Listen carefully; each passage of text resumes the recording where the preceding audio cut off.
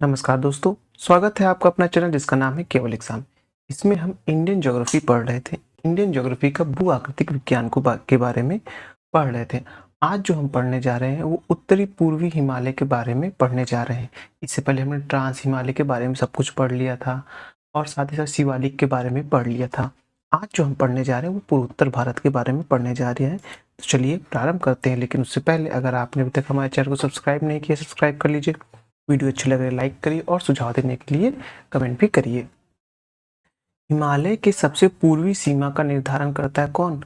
ब्रह्मपुत्र नदी करती है, जो यहाँ आप देखेंगे ये अरुणाचल प्रदेश के पास आता है।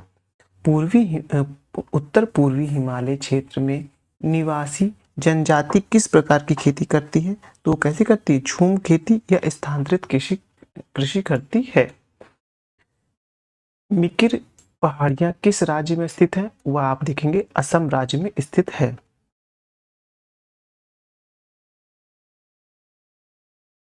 अब उत्तर पूर्व हिमालय की प्रमुख श्रेणियां कौन कौन सी ये देख लेते हैं। एक तरफ श्रेणी है, दूसरी तरफ अवस्थिति है। डफला पहाड़ी अरुणाचल प्रदेश में है। मीरी पहाड़ी अरुणाचल प्रदेश में है। अबोर पहाड़ी अरुणाचल प्रदेश में है। मिशमी पहाड़ी अरुणाचल प्रदेश में है। पटकाई बूम अरुणाचल प्रदेश में है। पटकाई बूम अरुणाचल प्रदेश और म्यांमार की सीमा पर बनती है। नागा पहाड़ी नागालैंड में है। मणिपुर पहाड़ी देखेंगे मणिपुर में है। मिजो पहाड़ी मिजोरम में है। त्रिपुरा पहाड़ी त्रिपुरा में है। बरेल श्रेणी कहाँ है? वो असम, नागालैंड और मणिपुर में है। मिकिर पहाड़ी कहाँ है? वह असम में देखने को मिली। गारो पहाड़ी कहाँ है? वो मेघालय में है। खासी पहाड़ी मेघालय में है। जैंतिया पहाड़ी मेघालय में है। पूर्वी हिमालय पूर्वी हिमालय की तुलना में ट्री लाइन का ऊंचाई मान पश्चिमी हिमालय में होता है कैसा? कम। हिमालय के सबसे बड़े ग्लेशियर कौन से हैं? वो देखेंगे सियाचिन ग्लेशियर हैं। कौन से? वो सियाचिन ग्लेशियर हैं। सियाचिन हिमनद की अवस्थिति कहाँ है? वह देखने को मिलेगी काराकोरम श्रेणी में है। हिमालय में स्थित हिमनद कौन कौन से हैं? वो आपको देखने को मिलेगा। हिमनद लंबाई और अवस्थिति के बारे में देख लेते हैं।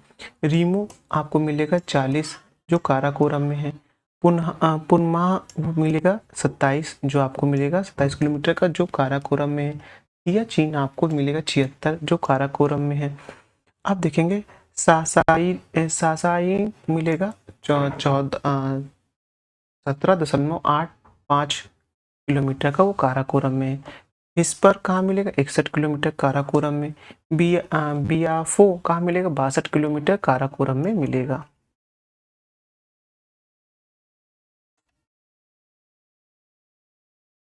उसके बाद हम देखेंगे बाल्टोरा 58 किलोमीटर है काराकोरम में। चोलोगुंगम कहाँ है? काराकोरम में। खुर्दोपिंग 41 काराकोरम में। बातुरा काराकोरम में। रूपल बृहद हिमालय में। जेमू कंचनजंगा में। जेमू कहाँ है? कंचनजंगा में। सोनापानी कश्मीर में। गंगोत्री कुमायूं और उत्तराखंड में है। मिलाम कुमायूं उत्तराखंड में। चोराबाड़ी उत्तराखंड में। बारह सिगरी हिमाचल प्रदेश। छोटा सिगरी हिमाचल प्रदेश में है।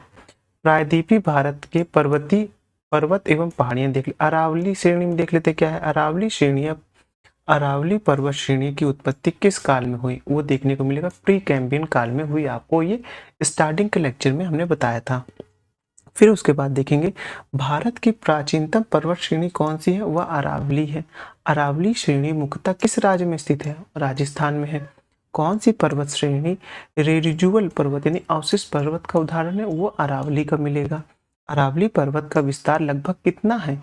वो मिलेगा आपको 800 किलोमीटर। दिल्ली रीस से गुजरात के पालमपुर तक है।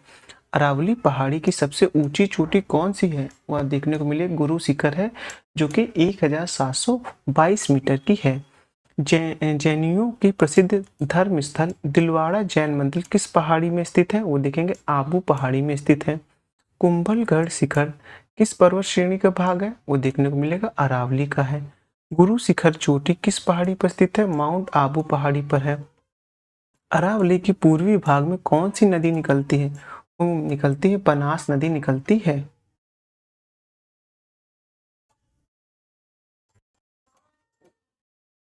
ये पूरा देखिए, ये काराकोरम के बारे में बताया गया है। और फिर ये देखेंगे आपको अरावली श्रेणियाँ जा रही ना, ये देखिए अरावली श्रेणियाँ जा रही हैं, इन सब के बारे में यहाँ बताया गया है। ये देखिए यहाँ से मोड़ आता है, पूरा आपको देखने को मिलेगा किसका, हिमालय का मोड़ मिलेगा, ये इसमें बताया गया है। इस उसके बाद देखते हैं विंध्यन श्रेणी। विंध्यन श्रेणी को आपको यहाँ पर देखने को मिलेगी, देखिए विंध्यन श्रेणी है ना, ये आपको मैं हाईलाइट कर पा रहा हूँ, जहाँ तक हाईलाइट कर देते हैं ना, थोड़ा सा स्पष्ट दिखने लगे, नहीं दिख रहा, लेकिन ये विंध्यन श्रेणी में आती हैं। यहीं पर आप देखेंगे मालवा पठार, बुंदेलखंड पठार, ये सब आपको देखने को मिले। सतपुड़ा श्रेणी उसके नीचे है, फिर महादेव पहाड़ियाँ हैं, ये बात आप देख सकते हैं। अब इसके आगे बढ़ते हैं, देखते हैं क्या है टॉपिक में हमारे पास विंध्यन श्रेणी में क्या क्या टॉपिक में क्वेश्चन अब तक बने हुए हैं, वो देख लेते हैं। विंध्यन श्रेणियों का विस्तार कहाँ तक है, वो आपको देखने को मिलेगा। गुजरात से 36 तक है विंध्यन श्रेणियों का विस्तार। विंध्यन श्रेणी की सामान्य ऊंचाई लगभग कितनी है, वो सामान्य ऊंचाई देखने को मिलेगी 450 से लेकर 600 मीटर तक की। विंध्यन श्रेणी में महत्वपूर्ण तथ्य क्या है, वो देख लेते हैं। विंध्याचल अत्यधिक पुरानी व घर्षित मोड़दार पर्वत श्रेणी है। विंध्यन पर्वत को गुजरात में जोगटाल हिल और बिहार में कैमूर हिल कहा जाता है। विंध्यन श्रेणी मालवा पठार के दक्षिण में स्थित है। कहाँ है, मालवा पठार के दक्षिण में है।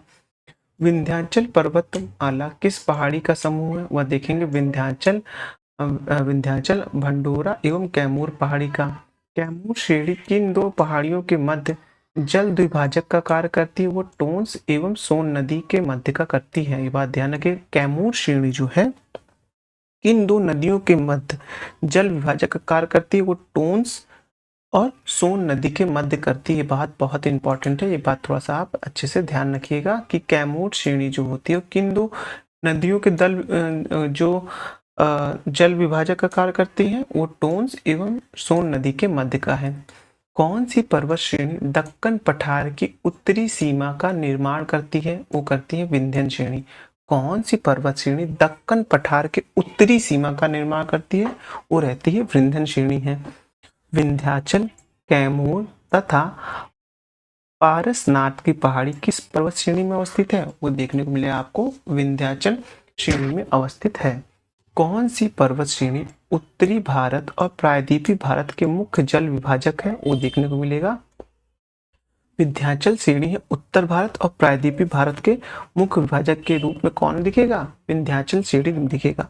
अब आ रहा है सतपुड़ा श्रेणी। सतपुड़ा श्रेणी को हम लोग ने यहाँ पर हाईलाइट किया था, आपको पता होगा। ये देखिए विंध्यन के, एक मिनट रुकिए ले पेन, हाँ, ये विंध्यन के नीचे सतपुड़ा श्रेणी है, यहीं पास ये कटा हुआ है, यहीं पास देखेंगे आप ये सोन नदी और टोंस नदी का जल विभाजक के रूप में भी है। अब सतपुड़ा श्रेणी के बारे में हम पढ़ते हैं।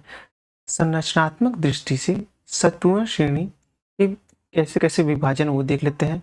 राजपीला पहाड़ी, महादेव पहाड़ी और मैकाल पहाड़ी।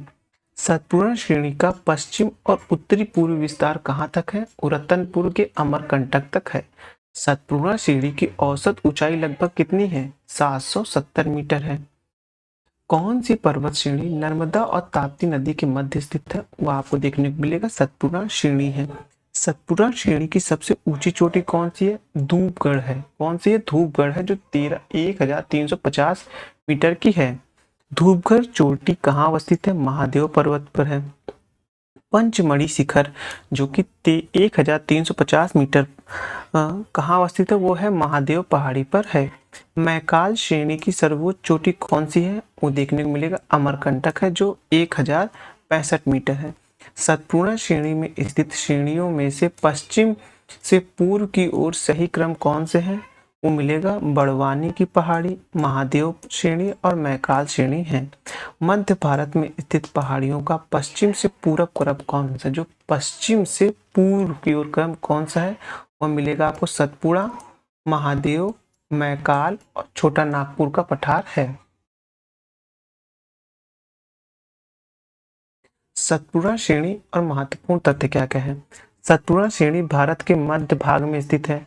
सतपुड़ा एक ब्लॉक पर्वत है। इसका निर्माण मुख्यतः ग्रेनाइट और बेसाल्ट चट्टानों से हुआ है। सतपुड़ा जो है सतपुड़ा पर्वत श्रेणी नर्मदा और ताप्ती नदी के मध्य जल विभाजक का कार्य करती है।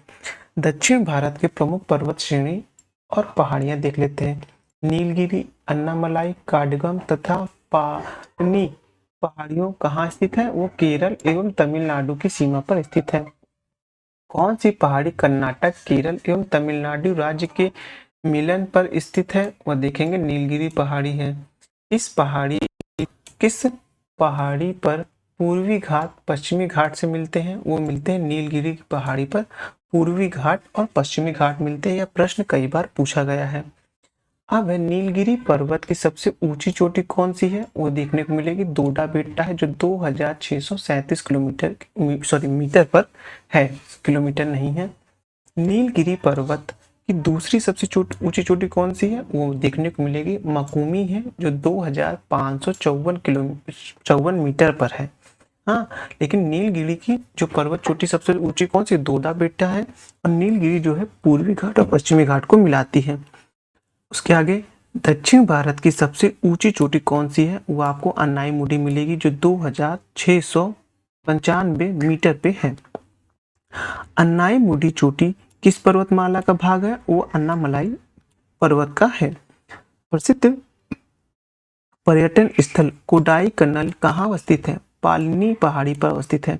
दक्षिण भारत में भगवान रंगनाथा, जिन्हें भगवान वेंकटेश्वर भी कहते हैं, वह मंदिर कहाँ है? वो तिरुमल्ला पहाड़ी पर है। चंदन के वनों के लिए कौन सी पर्वत श्रेणी प्रसिद्ध है? वो मलयगिरी पर्वत श्रेणी प्रसिद्ध है। कौन से पर्वत प्रायद्वीपीय भारत के दक्षिणतम भाग में अवस्थित है? वो आपको मिलेगा इलाइचिन कार्डियम पर्वत पर। कन्याकुमारी से सटी पहाड़ी कौन कौन सी है? वो देखने को मिलेगा कार्डियम पहाड़ियां हैं। दक्षिण भारत के प्रमुख पर्वत कौन कौन से हैं? एक तरफ नाम है, दूसरी तरफ अवस्थिति देख लेते हैं। कार्डिनम पर्वत केरल तमिलनाडु में, शिवराय पर्वत तमिलनाडु में है, पालनी पर्वत तमिलनाडु में, जवादी पर्वत वो तमिलनाडु में है, पालकोंडा पर्वत आंध्र प्रदेश में है, वेलिकोंडा पर्वत आंध्र प्रदेश में, अन्नामलाई आंध्र प्रदेश और तेलंगाना में, नीलगिरी पर्वत केरल और तमिलनाडु में है। वो है अन्नामलाई पर्वत केरल और तमिलनाडु में है। पश्चिमी घाट के बारे में देखते हैं। पश्चिमी घाट पर्वत की लंबाई कितनी है? वो देखने को मिलेगी 1600 किलोमीटर की है। पश्चिमी घाट पर्वत का विस्तार कहाँ से कहाँ तक है? वह ताप्ती नदी घाटी से कन्याकुमारी तक है। ये बात ध्यान रखिएगा। पश्चिमी घाट के बारे में हम लोग देख रहे पश्चिमी घाट पर्वत के बारे में। फिर से एक बार देख लीजिए, पश्चिमी घाट पर्वत की लंबाई कितनी है? 1600 किलोमीटर। पश्चिमी घाट पर्वत का विस्तार कहाँ से कहाँ तक है? वह ताप्ती नदी से लेकर कन्याकुमारी तक है। किस पर्वतमाला को सह्याद्री के नाम से जाना जाता है? वो होती है पश्चिमी घाट को सह्याद्री के नाम से जाना जाता है। उत्तरी सह्याद्री का सर्वोच्च शिखर कौन सा है? वो कलसुबाई है, जो कि 1646 मीटर की ऊंचाई पर है। उत्तरी सह्याद्री का दूसरा सर्वोच्च शिखर कौन सा है? वो महाबलेश्वर है, जो 1438 मीटर पर है, जहां पास हम लोग दर्शन करने भी जाते हैं। आप देखेंगे उत्तर से दक्षिण सह्याद्री की विभाजक रेखा कौन सी है? वो देखेंगे 16 डिग्री उत्तरी अक्षांश है। जो उत्तरी एवं दक्षिणी सह्याद्री को विभाजित करती है 16 डिग्री उत्तरी अक्षांश है। पश्चिमी घाट पर्वत उत्तरी और दक्षिणी है। दक्षिणी सह्याद्री का निर्माण मुख्य रूप से किस चट्टान से हुआ? वह ग्रेनाइट एवं नीस से हुआ है। दक्षिण सह्याद्री का सर्वोच्च शिखर कौन सा है? वो देखेंगे कुंद्रेमुखी, जो 1792 मीटर पर है। दक्षिणी सह्याद्री का दूसरा सर्वोच्च शिखर कौन सा है? वह आप देखेंगे पुष्पगिरी है, जो 1714 मीटर पर है। महाबलेश्वर एवं हरिश्चंद्र किस पर्वत श्रेणी की मुख्य चोटी है? वो देखने मिलेगा पश्चिमी घाट की। पश्चिमी घाट पर्वत का पश्चिमी ढाल कैसा है? वह तीव्र एवं खड़ा है। पश्चिमी घाट पर्वत का पूर्वी ढाल कैसा है? मंद एवं सीढ़ी नुमा है। पश्चिमी घाट का प्रमुख पहाड़ियों का उत्तर से दक्षिण में क्रम कौन कौन सा है? वो देखेंगे नीलगिरी, अन्नामलाई और इलायची या कार्डिनम पहाड़ी। ये इंपॉर्टेंट क्वेश्चन है, ध्यान रखिएगा। पूर्वी घाट और पश्चिमी घाट को जोड़ने वाली पहाड़ी कौन सी है? उन्हें कहते हैं नीलगिरी कहते हैं, हम लोग अभी पढ़े थे। पश्चिमी घाट पर्वत भ्रंशोत यानी ब्लॉक पर्वत का उदाहरण है, जिसका निर्माण अरब सागर में अवसंबलन के कारण हुआ है। पश्चिमी घाट की नदियां अपने मुहाने पर ज्वार नदमुख अथवा एस्चुरी का निर्माण करती हैं।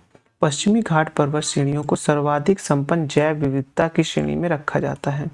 यूनेस्को ने वर्ष 2012 में पश्चिमी घाट पर्वत श्रेणियों को विश्व धरोहर स्थल में घोषित किया, तो याद रखिएगा 2012 में किया था। अब है किस स्थलीय भाग के दोनों ओर स्थल खंडों के नीचे धंस जाने के मध्य के भाग जो पर्वत के तरह ऊंचे उठे रहते हैं, क्या कहलाते हैं? वो कहलाते हैं ब्लॉक पर्वत कहलाते हैं, भंशोत पर्वत कहलाते हैं। अब है पूर्वी घाट। अब किसको देखने जा रहे हैं हम?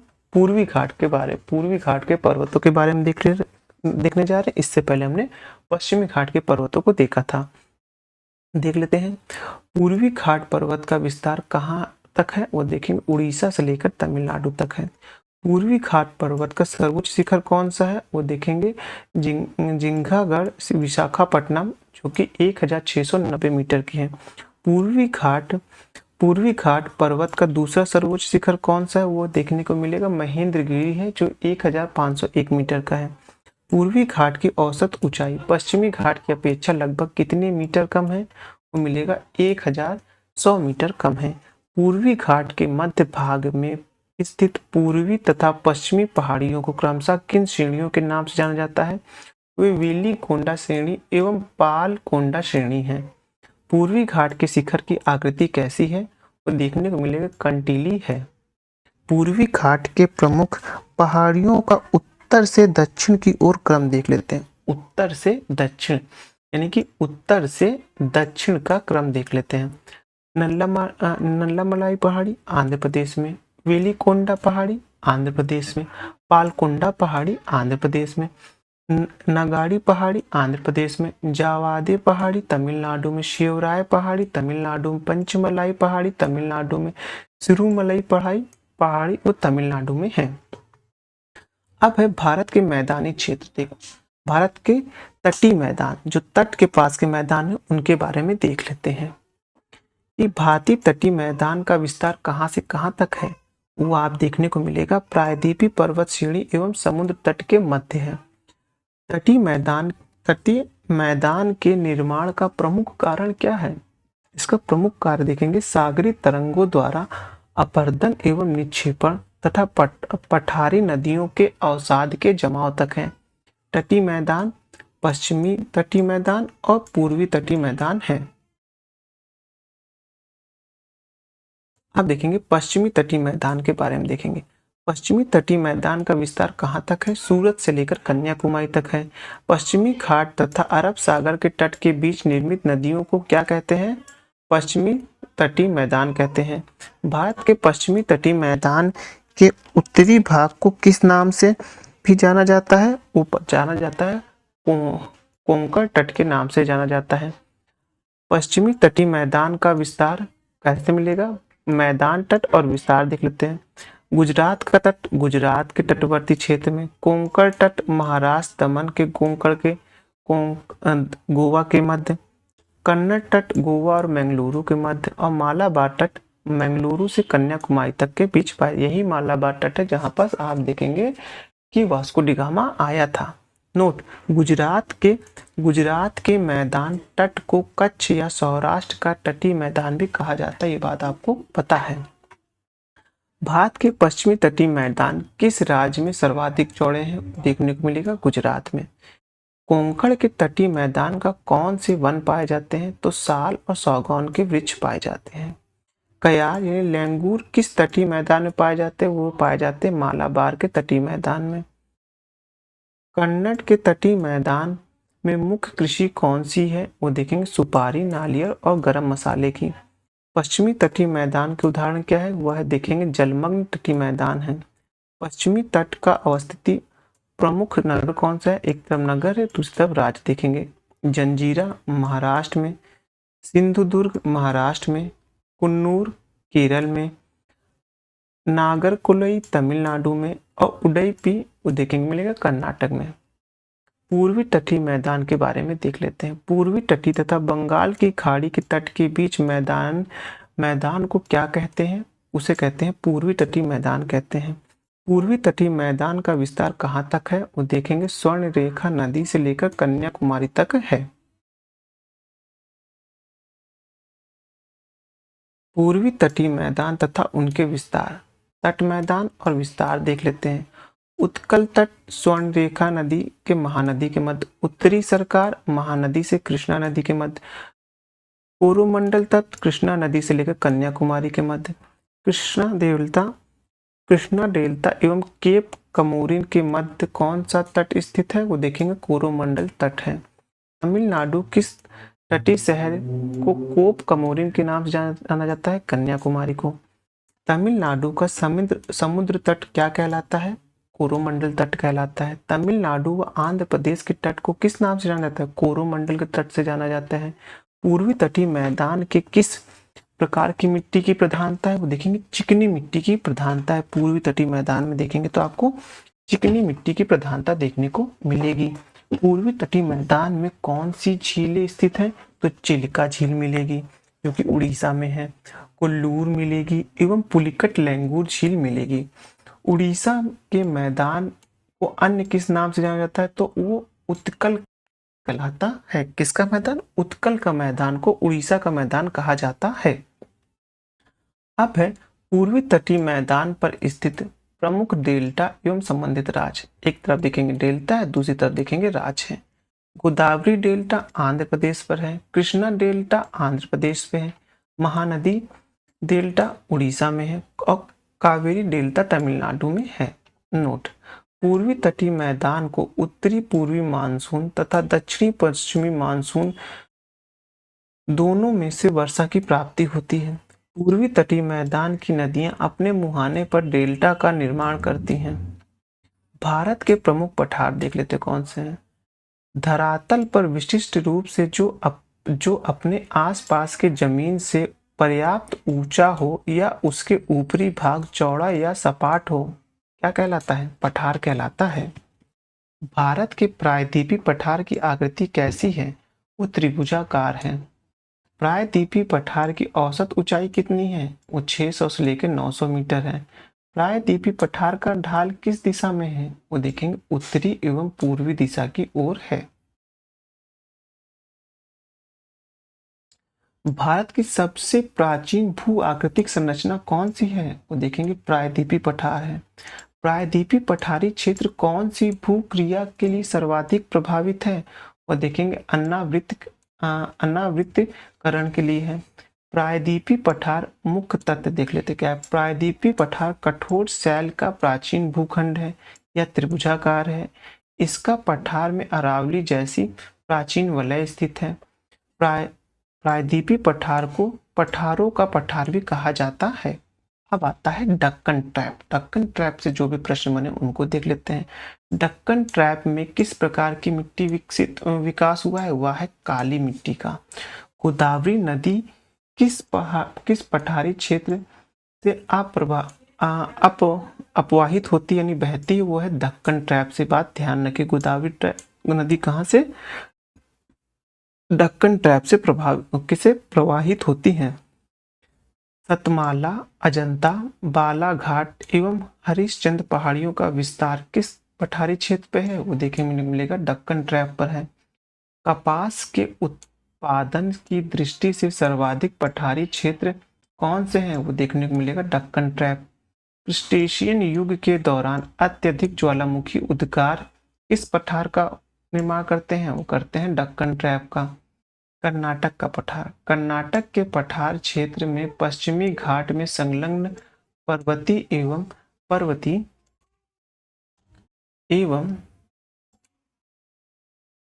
पठारी क्षेत्र को क्या कहा जाता है? उसे कहा जाता है मलनाड कहा जाता है।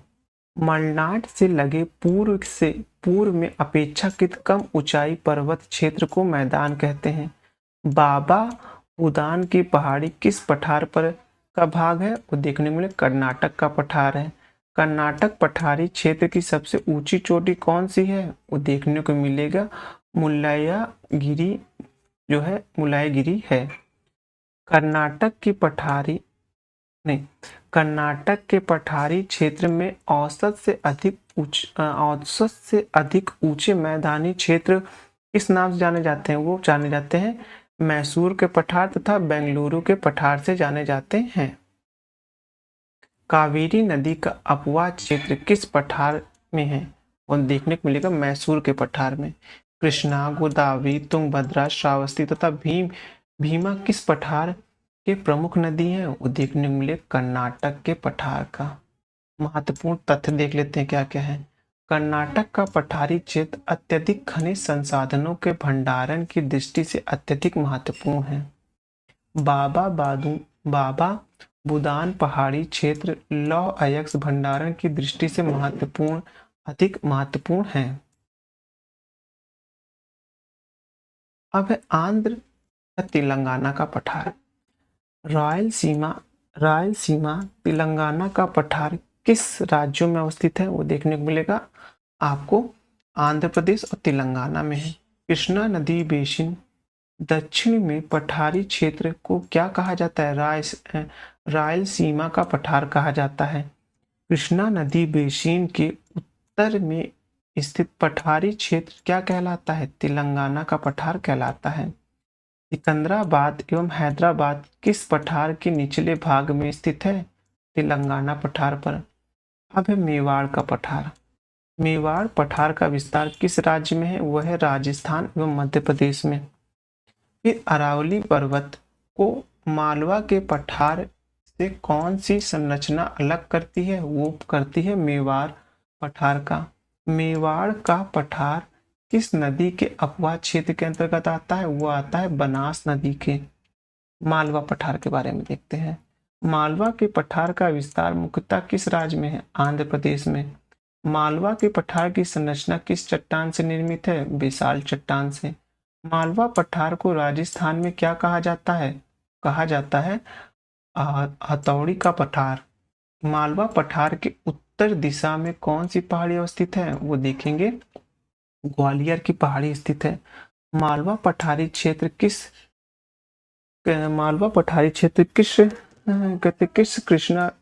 कृषि के लिए सर्वाधिक उपयुक्त है? वो है कपास की कृषि के लिए। चंबल, नर्मदा व ताप्ती नदी किस पठार के प्रमुख नदियां हैं? वो देखने को मिलेगा मालवा के पठार की ही है। अब भारत का सर्वाधिक गली यानी खंड अपर्दित क्षेत्र कौन सा है? वह मालवा का पठार है। अब आ रहा बुंदेलखंड का पठार। ग्वालियर के पठार और विंध्य श्रेणी के बीच किस पठार का विस्तार है? वो है बुंदेलखंड के पठार का। बुंदेलखंड पठार का विस्तार किन राज्यों में है? वो मिलेगा उत्तर प्रदेश एवं मध्य प्रदेश में। बुंदेलखंड पठार के अंतर्गत मध्य प्रदेश के 8 जिले यानी कि देखेंगे आपको टीमगढ़, छतरपुर, पन्ना, दत्ती, विदिशा, सागर, निवाड़ी तथा दमोह आते हैं। और उत्तर प्रदेश के 7 जिले झांसी, ललितपुर, बांदा, महोबा, हमीरपुर, जालौन और चित्रकूट आते हैं। इसको देख लिया अब इस चैप्टर में क्या क्या बाकी है।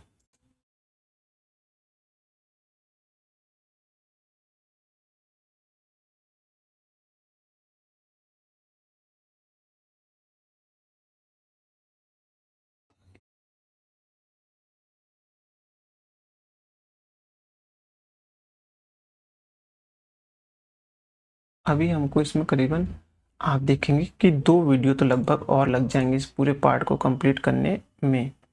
फिर भी इस वाले चैप्टर को हम कंप्लीट कर लेते हैं, उसके बाद ही आगे बढ़ेंगे। अब है बुंदेलखंड पठार। कौन से पठार? बुंदेलखंड पठार में कौन सी चट्टानें पाई जाती हैं? वो पाई जाती हैं ग्रेनाइट व नीस की चट्टान। बुंदेलखंड के पठार किस मृदा का विकास हुआ है? वह है लाल मृदा का। बुंदेलखंड के पठार में चंबल नदी द्वारा निर्मित महाखंडों को क्या कहा जाता है? वो कहा जाता है उत्खनन भूमि का प्रदेश। छोटा नागपुर का पठार का विस्तार मुख्यतः किस राज्य में है? वो देखने को मिलेगा झारखंड में। पश्चिम बंगाल का पुरुलिया जिला किस पठारी क्षेत्र के अंतर्गत आता है? वह छोटा नागपुर पठारी क्षेत्र में। छोटा नागपुर पठार के उत्तर से दक्षिण क्रम क्रमशः कौन कौन से पठार स्थित हैं वो देखेंगे, हजारीबाग पठार तथा रांची का पठार। छोटा नागपुर पठार की सबसे ऊंची चोटी कौन सी है वो देखेंगे, पारसनाथ हिल है। छोटा नागपुर पठार की दूसरी सबसे बड़ी नदी कौन सी है वो देखेंगे, स्वर्णरेखा नदी है। रांची के पठार को हजारीबाग के पठार से कौन सी नदी पृथक करती है, जो इस पठारी क्षेत्र की सबसे बड़ी नदी है वो देखेंगे, दामोदर नदी है। छोटा नागपुर पठार के उत्तर पूर्व में कौन सी पहाड़ी अवस्थित है वो है राजमहल की पहाड़ी। छोटा नागपुर पहाड़ी क्षेत्र में ग्रेनाइट चट्टान से बनी उच्च स्थलाकृति को क्या कहते हैं, उसे कहते हैं पाटभूमि। कौन सा पठार उत्थित समय पर भूखंड मैदान का उदाहरण है वो छोटा नागपुर का पठार। भारत का रूह किसे कहा जाता है, छोटा नागपुर पठार को कहा जाता है। पाट भूमि कहाँ पाई जाती है, छोटा नागपुर के क्षेत्र में। रांची का पठार उदाहरण है देखेंगे आप, उत्तीर्ण पेनी प्लेन का। छोटा नागपुर पठार है एक अग्र गंभीर का। दंडका रण का पठार कहाँ है, दंडका रण क्षेत्र भारत के किस भाग में स्थित है वो देखेंगे, मध्यवर्ती भारत में है। दंडका रण का पठार मुख्यतः किस राज्य में स्थित है वो छत्तीसगढ़, महाराष्ट्र, आंध्र प्रदेश, तेलंगाना और उड़ीसा में है। दंडका रण पठार में स्थित किस क्षेत्र को टिन धातु पाए जाते हैं वो पाए जाते हैं बस्तर क्षेत्र में। इंद्रावती नदी का उद्गम स्थल कहाँ है वह देखेंगे, दंडका रण पठार में है। मालवा का पठार, मेघालय का पठार देख रहे हैं। मेघालय का पठार किस भाग में है वो देखेंगे, प्रायद्वीपीय खंड का है। गारो, खासी, जयंतिया तथा मिकिर आदि पहाड़ियां किस पठार में अवस्थित है वो देखेंगे, मेघालय के पठार में। मेघालय पठारी क्षेत्र किस प्रकार की मिट्टी का विकास हुआ है वो देखेंगे, लेटराइट मिट्टी का। मालदा गैप की उत्पत्ति कैसे हुई है वो देखेंगे, प्रायद्वीपीय भारत के संचलन के दौरान धसाव के कारण।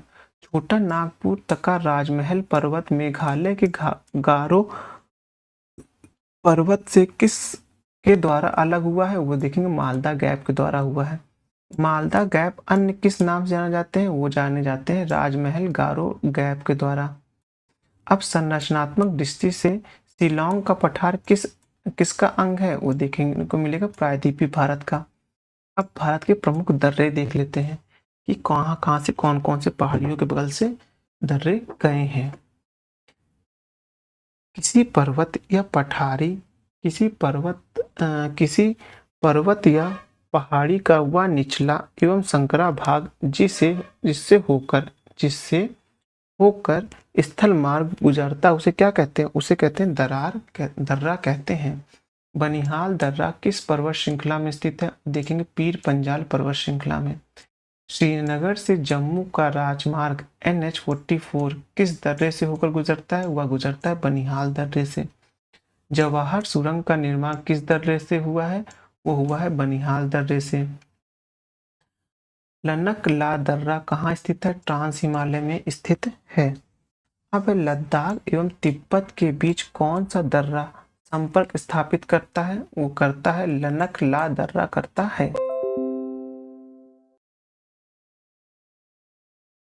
लनक ला दर्रा किसका हिस्सा है वो अक्साई चीन जम्मू कश्मीर का चीन अधिकृत क्षेत्र है। भारत एवं पाकिस्तान के बीच नियंत्रण रेखा पर स्थित दर्रा कौन सा है वो देखेंगे, बुर्जिहाल दर्रा है। पाकिस्तान अधिकृत कश्मीर घाटी तथा भारत के पश्चिमी घाट को लद्दाख के देवसाई मैदान से कौन सा दर्रा जोड़ता है वो जोड़ता है बुर्जियाल दर्रा करता है। कौन सा दर्रा श्रीनगर एवं लेह के बीच संपर्क स्थापित करता है जोजिला दर्रा करता है। जोजिला दर्रा किस पर्वत श्रेणी में अवस्थित है वह करता है कौन सी जास्कर श्रेणी में है। मनाली को लेह से कौन सा दर्रा जोड़ता है वह जोड़ता है रोहतांग दर्रा जोड़ता है। कुल्लू और लाहौर स्पीति को कौन सा दर्रा आपस में जोड़ता है वो जोड़ता है रोहतांग दर्रा। हिमाचल प्रदेश के लाहौर स्पीति जिले का प्रवेश द्वार किस दर्रे को कहा जाता है वो कहा जाता है रोहतांग दर्रे को कहा जाता है। किसको कहा जाता है, रोहतांग दर्रे को कहा जाता है।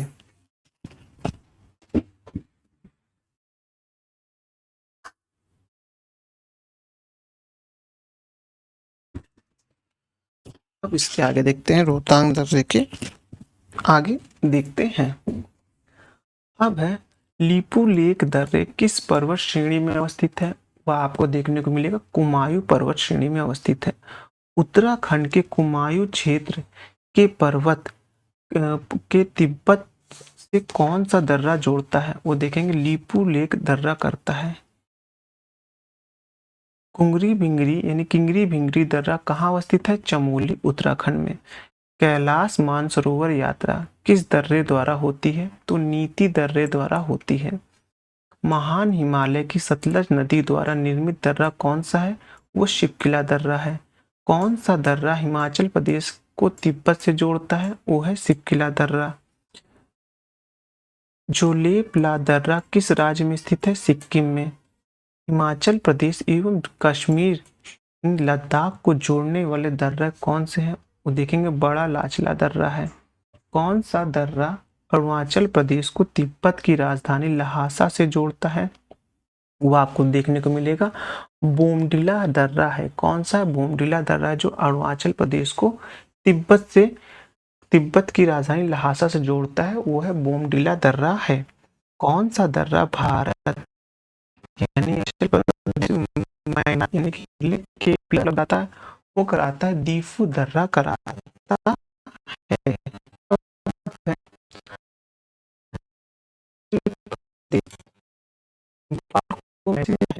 नाथुला दर्रा किस राज्य में अवस्थित है? सिक्किम में अवस्थित है। गंगटोक एवं ल्हासा यानी भारत और चीन के बीच कौन सा दर्रा संपर्क मार्ग स्थापित करता है? वो नाथुला दर्रा करता है। सन 1962 के भारत चीन युद्ध के बाद नाथुला दर्रा को बंद कर दिया गया, परंतु सन 2006 में इसे पुनः खोल दिया गया था।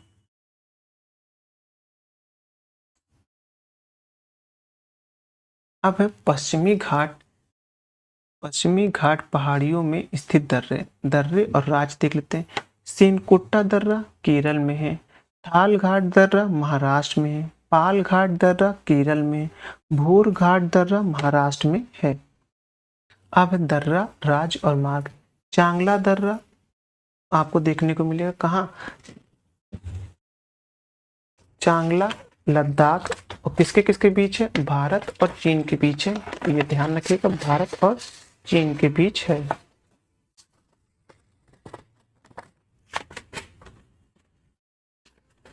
अब है लनकला दर्रा कहाँ है? आपको देखने में लद्दाख में, भारत और चीन के बीच।